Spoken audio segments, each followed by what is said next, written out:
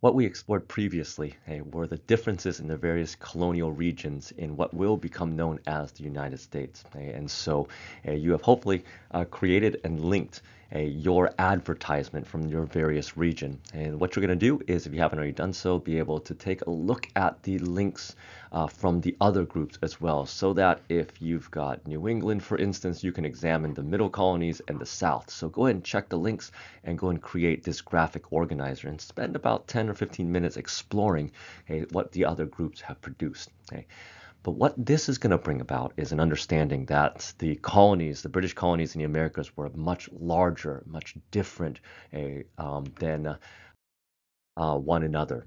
And so we get a number of core cleavages, differences that might exist that are distinctly regional. That isn't just going to be in the colonial period, but also make a major impact as the United States becomes an early republic. And so you should see the differences between the North and the middle colonies, and particularly the difference between those and the South as well. Not only that, but each of the various colonies are going to create and generate their own legislatures, their own forms of government. And so this belief that they had their own colonial sovereignty is going to lead to this new system that we call federalism, because they believe they were all different states and that would unite together under some circumstances. That's how distinct and different these particular regions were. So please do take a look at that.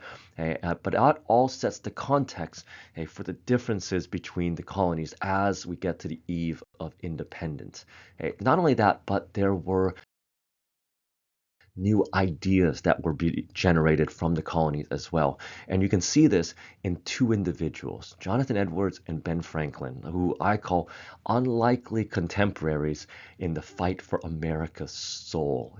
What would America be as well? And so on one hand, you have someone like Jonathan Edwards, for instance. Now, Edwards, interesting fella here, was a brilliant man. He comes from a family of ministers, a priest in New England from the old Puritan tradition. He was the only son of Timothy, a pastor in Connecticut, and the son-in-law of Solomon Stoddard, who was a key pastor in Massachusetts as well. Brilliant man. Again, went to Yale when it was an early religious institution at the age of 13, graduated when he was 17, and had a master's degree by the time he was 20 years old. He became a professor himself at the age of 24. But yet he himself, coming from a family of ministers, doesn't necessarily mean that he will believe himself. And he doubted, and you're going to see it in the document that is attached as well here.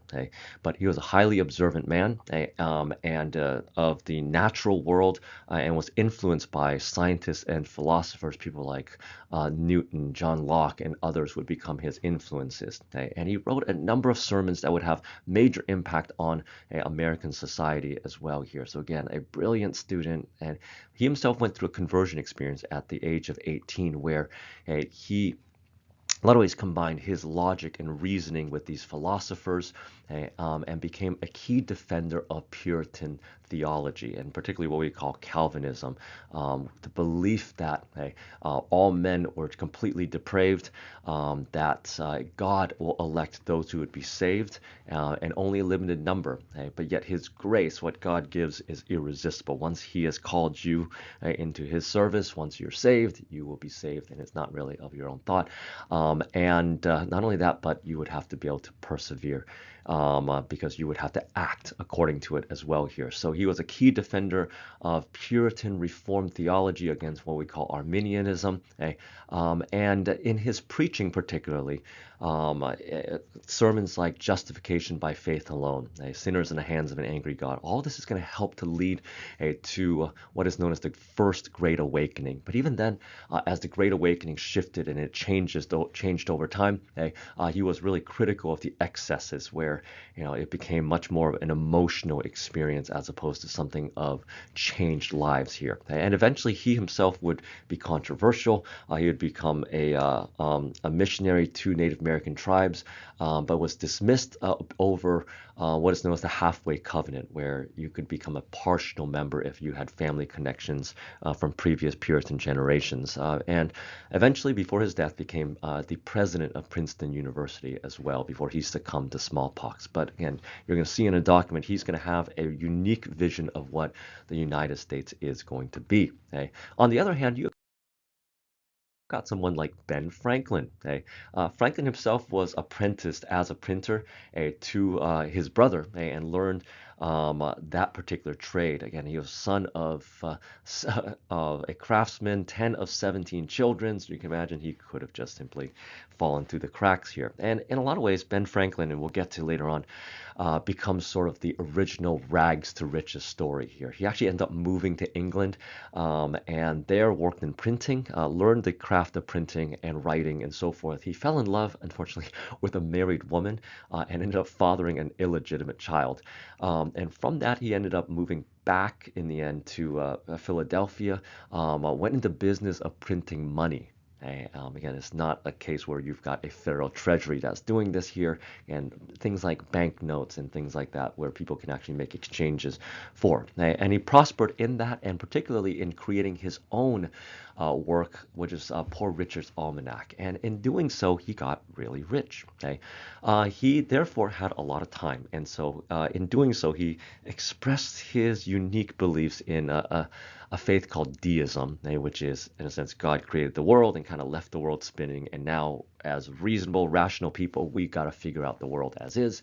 And so, therefore, he ended up joining a number of self-improvement societies. And so, societies known as the Junto, and became a member of the Freemasons as well. Fortunate enough that at the age of 42, he was able to retire and create what is known as the Philosophical Studies an amusement group there where he would do all sorts of different things. He was kind of like a modern day noble in a sense. He was a gentleman. He could engage in whatever he wants. So he started to experiment, like the famous electricity experiment and the lightning rod, created becomes known as the Franklin stove, bifocals, if you study with seeing things that are close to you and far away, and even things like the odometer, like measuring how far you're able to go here. And because he has time, he engaged in public service, and he ended up representing the colonies in negotiations with the king, and became kind of a public celebrity in London. In doing so, he defended oftentimes the king and his policies. Maybe even a little bit too much here. But either way, his life, in a sense, in all of these things here, he wrote an autobiography, which you're going to read in the source there, was to show the world that this is what a free man was capable of in the Americas, right? And against overwhelming odds, if you allow people to be independent, have freedom of choice and decision making, they can become not only rich but influential and beneficial to a society as well here. He didn't have to be like an old world where you have to kowtow to philosophers or aristocrats and nobles and monarchies and so forth here. And that's sort of his aim in the autobiography, which you may read in the next assignment as well. Finally, again, he becomes a member of the Continental Congress and an agent to France, where he goes through all sorts of adventures. And again, the French aristocracy really ate him up in terms of, look, here is this democratic man, a folk genius from the wilderness. And Franklin himself, he played this all up as well, because he enjoyed the celebrity and he enjoyed the attention he garnered from the French as well. So in a sense, we're going to take a look at two different reflections here. One, Edward's personal narrative and Franklin's autobiography. So if this is assigned for you, then go ahead and read one or the other piece and answer the question. But what we should get and what should we should generate from this is, in a sense, not only do we have regional differences between North, the Middle colonies, and the South, and not only that, but the notion of individual colonial sovereignty, that all the colonies wanted their own self-government, is that there are different threads as to what America would be. Is it one that is defined by the virtues of religion and faith and so forth? Or is it one of the new intellectualism that is being birthed out of the Enlightenment as well, like we saw with Edwards and Ben Franklin? Or, as I'm going to argue, hey, is it something else? Okay, because in the end, hey, when the colonies came together to decide, look, are we going to declare independence from Great Britain? And different states met for the Continental Congress. Charles Chauncey, a respected British minister, basically said this, and he was in awe with the fact that, and he says this, I cannot but look upon it as an occurrence in our favor truly extraordinary, that so many colonies, so distant from one another, and having each their separate interests, should unite in sending delegates to meet in one general body upon this present location. He's saying, look, how did this happen? We are so utterly, completely different, but yet here we are joining together, right? God has favored us to do this, and in doing so, not only to just even come together, but to create an army, an uprising, a rebellion, and to fight through years and years of this, through all sorts of turmoil, to defeat the British, to create the United States. Okay, what joins the people together? In this case, is what we're going to ask. And now you may actually, based on your understanding of U.S. history, oh yeah, you absolutely know the answer to this in terms of why the American colonists end up rebelling. But what I'm going to argue, okay, and it's an argue that is generated from the book by Breen called The Marketplace of Revolution. And we're going to argue that the reason for and the logic of rebellion, as it turns out, is more economic and more social than it is political. So we're going to examine this today in the lecture. And so we're going to talk about the context. This is going to look a lot like an essay. Okay? I'm going to produce an introduction, okay? Talk about the context, make a claim, okay? And then we're going to take a look at pieces of evidence to demonstrate this. And then from there, we can discuss possible counter arguments and the end consequence as well. So that's sort of the sequence that we're going to examine in this lecture. Okay. Take a look at this image. There's a certain irony to this because if you look at any American flag, okay, on the tag and on the label it says "Made in China, Indonesia, okay, Vietnam, and so forth, right? Right? Like you've got communist countries like China producing American flags. Oh, absolutely, right? But if we look at some of the material that we're able to find from the early colonial period, we get stuff like this. Porcelain teapots, okay, with America, Liberty Restored, no Stamp Act, and so forth that are being generated for a consumer market in the American colonies, all manufactured, crafted, okay, and produced in Great Britain.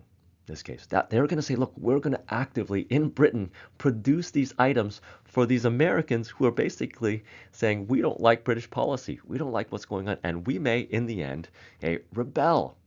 They're making teapots out of this. So you're wondering, wait, this exists? Hey, why so? And we're going to try to answer this in this lecture here. So before we do so, we want to set the stage for what's going on, particularly in the interconnected Atlantic world. Again, these colonies do not exist on their own. They are connected with the slave trade in Africa. They're connected with the sugar colonies in the Caribbean. And not only that, but the manufacturing that is starting to bud and grow in Britain as well, where, yes, there are some crafts, but you have all sorts of raw materials that are being generated from the colonies. Okay?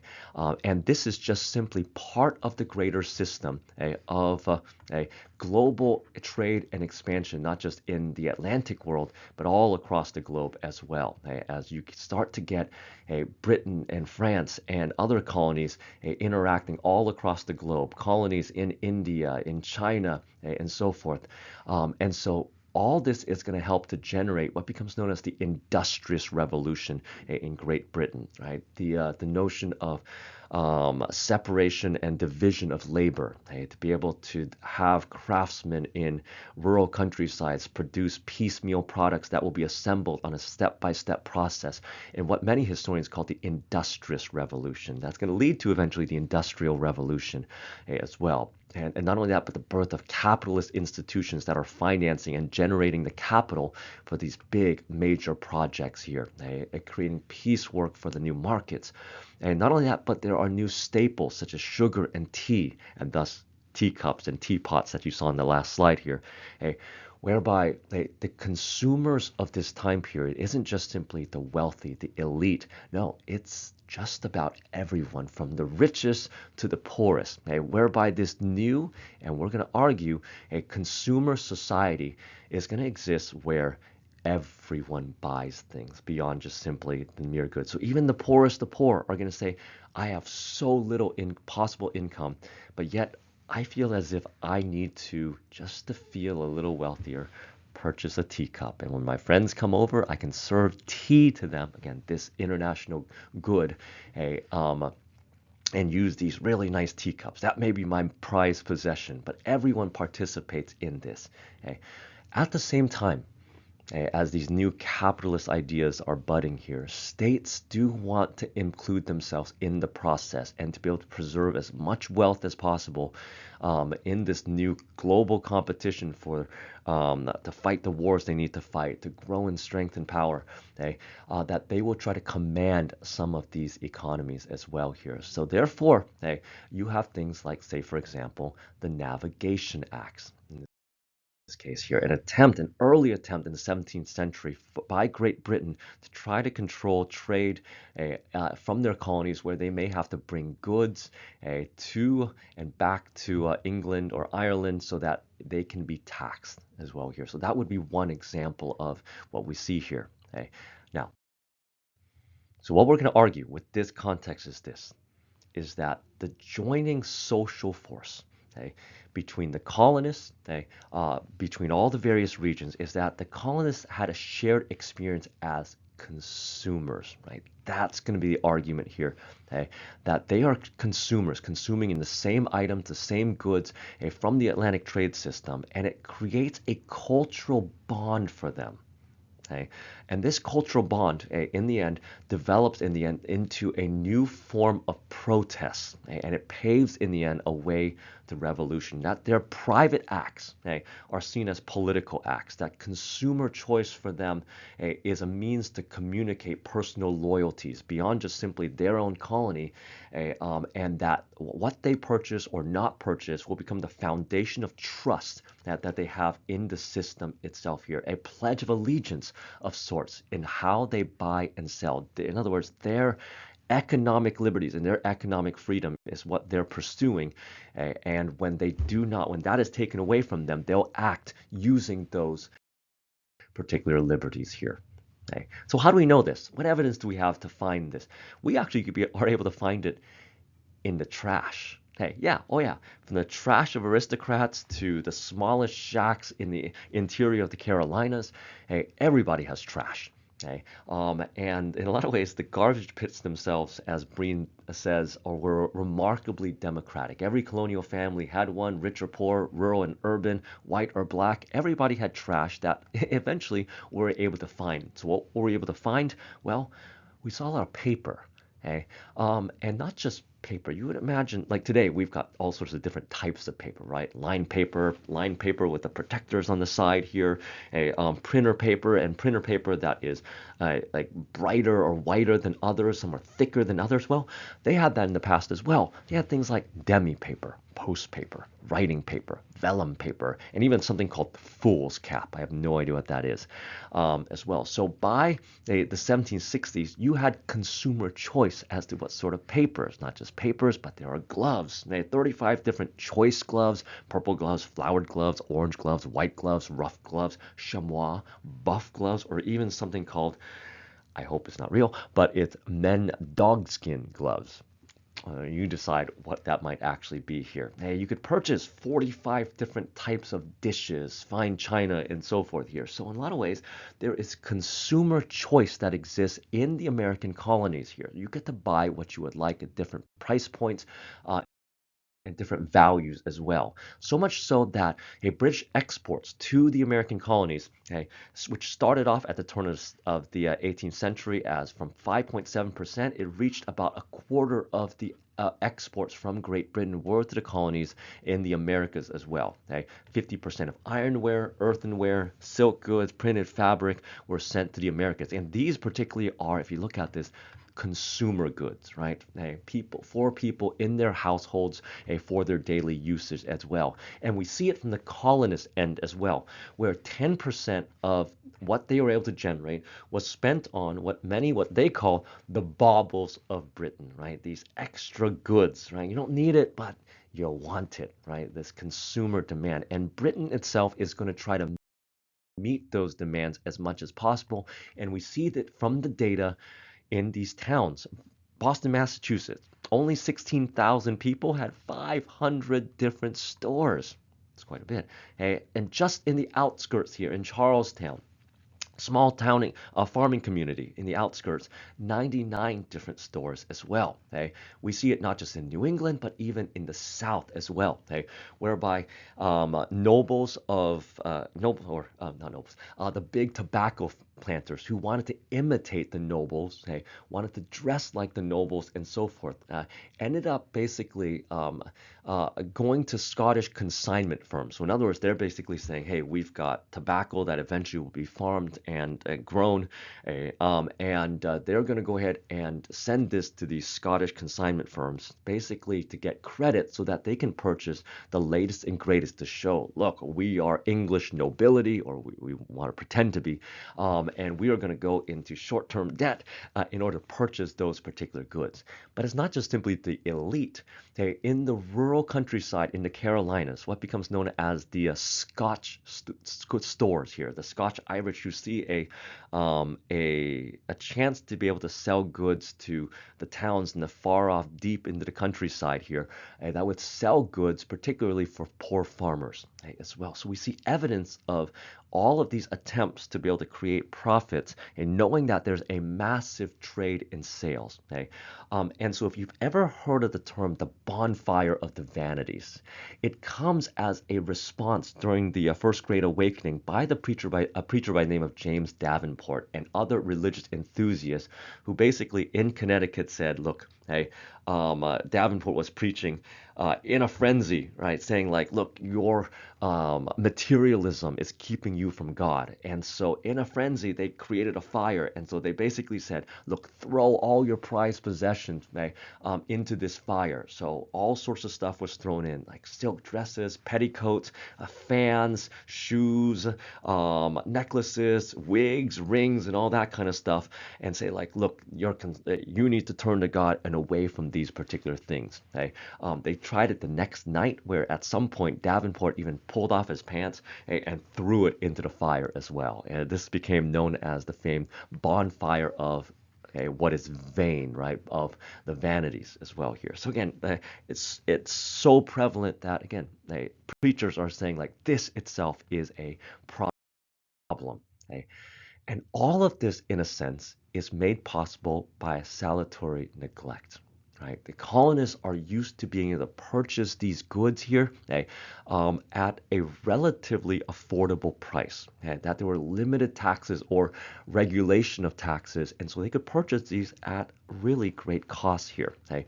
And so on one hand, the colonists were used to these particular freedoms. Okay?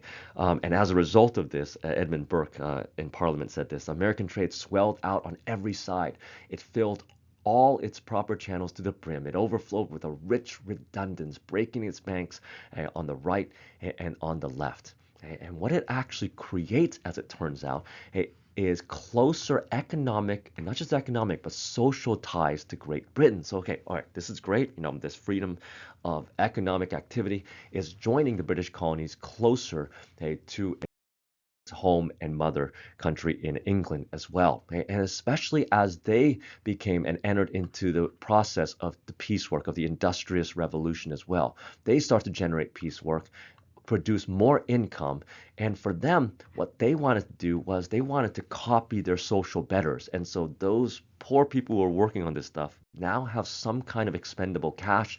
So they purchase goods, they purchase more consumer goods that are being produced. There's higher demand, and therefore there's more piecework. And so this circle of consumer life will continue. It's very much, and it really looks like today as well here. Okay? And what are they trying to be?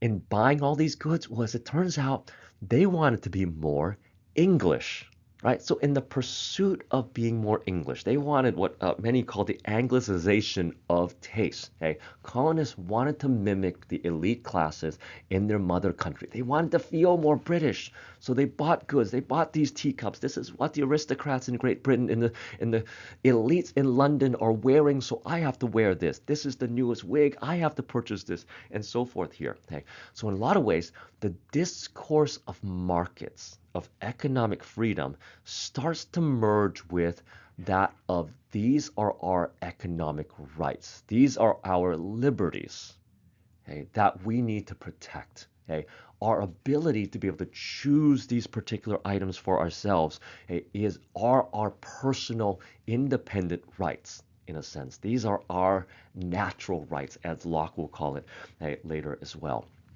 Okay, and so therefore, what they pursued was this sense of a what we desired is our liberty. Now, there are some historical changes as well that are going to impact these thoughts and these actions, and particularly the victory of the British over the French Indian War. More on that in a subsequent lesson here. It's going to result in a need for more spending. Not only that, but there's an economic crisis that is going to challenge the economic liberties of the American colonists. There's a post-war recession. Think about it. You fight a war, you now have to pay for all these soldiers, their clothing, their food, and now the soldiers leave. Okay. So oftentimes there's all sorts of production where there is no demand. It leads to a post-war recession. And to add to this, there is just not enough of a money supply in the American colonies. Most of it is in Britain and other places. And so it creates all sorts of debt. So even if you wanted to be able to produce items and you got to sell these goods, right, there's no one to purchase it. And not only that, but you can't put it in some sort of currency that you can transition to something else as well. Okay. And this cost, this need to spend on defense is going to force Britain to enact higher, stronger mercantilist policies. Okay? And so what they start to do is they reestablish that Navigation Act, which was passed and was never regulated. And so they're going to come to those books and say, look, we absolutely need this now. Okay? And not only the Navigation Acts, but also other things like the Stamp Act as well, where Americans will have to pay for these unique stamps on these documents. So if you want to have a deed for the property, you have to pay this added tax and to create the deed and the document for this here. And there is an American response. But again, they're not used to taxation. They don't want to deal with it and so forth. And so they come together and they enact what is known as the Stamp Act Congress, where 9 colonies will send delegates to Britain and basically say, hey, this is what we want. And what they actually request from British Parliament is actually relatively moderate. Okay? They humbly acknowledge Parliament's right to make laws. Again, so none of this stuff, none of the without representation stuff just yet. But they're saying taxation, and particularly taxation that of goods that are being produced locally. Okay, this isn't outside. These aren't foreign exports that we're looking at here. That taxation itself should be the issue that is being disputed. Now, Parliament says, look, we're Parliament. You need to listen to us. We represent you and your classes and so forth here. It's parliamentary supremacy. Okay? And so what will the colonists do? In response, Ben Franklin, in trying to reconcile with the British, he's trying to explain what the Americans eventually do. But he says this, he explains it in this way. He says, American consumers who had come to regard the exercise of choice in the marketplace as a right rather than a privilege could without a second thought reject manufactured goods that flowed across the Atlantic. Right? So what did the American colonists do? Yes, they lash out. They start to riot in certain places. They start to attack stamp collectors and so forth here. Okay? But they also do, but they're also going to do other things, particularly when Britain responds, they repeal the Stamp Act. Britain says, hey, you know what? Let's try a different tact here. So they passed what is known as the Townshend Acts, taxes on glass, paper, paints, tea, and so forth here, that are in the end imports coming into the American colonies. Okay? So it's a little bit different. This is a different tact that the British government is using, okay? Whereby, look, these aren't local goods. here that we're talking about. Okay, so we should have the right, Parliament should have the right to tax these. Okay, what is the American response? Hey, it's what Franklin talks about in regards to the right of consumer choice. They do something unique, right? They're saying, look, hey, these taxes that aren't enacted on anybody else, hey, they're saying our British brothers in this case here has relegated American colonists as second-class citizens. Okay? And so therefore they acted using their ability as consumers. And so what they generated is what is known as the non-importation movement. Okay? And so through the written print, circulation, subscription lists, they're able to communicate across these various colonies to say, hey, we're doing this, right? You should as well. Okay? And so these start to circulate throughout the American colonies. And so they're going to say, we're not going to buy British goods. All those goods that are taxed, well, we're not going to purchase any of this at all. And if in the end any merchant decides they are going to violate this, then well, here they are. And so it becomes a community regulated response. So here in this case, you see this document here of merchants themselves who are continuing to buy and sell British goods here. Do not shop from all of them. And this document from Simeon Coley, who basically says, look, yes, I sold to the British, but now, hey, in the end, I am going to be part of this non-importation agreement for the good of the public. This becomes a community regulated piece that in the end is going to resist these British policies here. And not only that, if you're not importing goods, in particular like cloth from Great Britain, women are going to be at home and they're going to be involved in the process. Groups like the Daughters of Liberty who decide they're going to do homespun. In other words, they're going to spin their own from cotton to cloth and make their own pieces. So instead of getting the latest fashion from London, well, we're going to go ahead and we're going to create our own. And so women became heavily involved in the process. The South is a little bit different. Unlike Northern interests, Southern economic interests were controlled by the English and particularly the Scottish merchants who are going to be less likely to boycott English goods. Okay? And so in the South, it may be a little bit different. So therefore, Virginian planters, people like Richard Henry Lee, George Mason, and other founding fathers, therefore basically pledged together for themselves to boycott British goods that were taxed as well. And so many elite Southern planters ended up following suit in the non-importation movement. Okay? And so therefore you have all of these states who are now, or all of these colonies that are now participating in these particular processes. And they're brought together by a term that we don't talk much about today, but this is something that in the French Revolution and others, they talk about in regards to what we call civic virtue. Okay? So in these democratic societies, right, you need to be able to act like a citizen. Okay? And so how do you do so? You demonstrate this by your actions. Again, it's not just simply voting, but your actions in the community itself here. And so what is considered virtuous? Well, it's economic virtue, okay? That if you are self-restraining in the marketplace, so in other words, you decide what you're going to buy and what you're not going to buy in this case here, that self-restraint in the consumer marketplace is going to demonstrate your civic virtue, that you are a virtuous citizen. Because after all, as Ben Franklin said, a penny saved is a penny earned. You've all heard that quote at some point before, right? Actually, he never said this. He said something more to the liking of this. A penny saved is 2 pence clear. A pin a day, it's a groat a year. Save and have, every little makes a mickle. Okay, but either way, the idea here is that you showed your consumer restraint, your virtue in the marketplace, okay, and therefore you are a virtuous citizen in this case here. And not only that, but this itself is secular, it's non-religious, right? You don't have to be a Puritan or Anglican or Presbyterian or so forth here. It's secular, it's non-religious, and not only that, but it's universal as well. It applies to everyone. Okay? Women were involved in the process, men were involved in the process, from the wealthiest of Virginian planters to the poorest of backcountry farmers in the cities, in the rural countryside, free blacks. Everyone here could participate in this, and this itself is going to allow for a new American identity to be generated, and this is going to help to generate that back and forth, right, between American colonists and the English government, back and forth until finally there was the call and a declaration for independence. Okay, now, this image here will probably remind you of, in the end, why the colonists rebelled in the first place. So think about for a moment here, okay, why the American colonists ended up declaring independence. Okay. And if you do, you would probably think, hey, you know what? It's the no taxation without representation. Okay.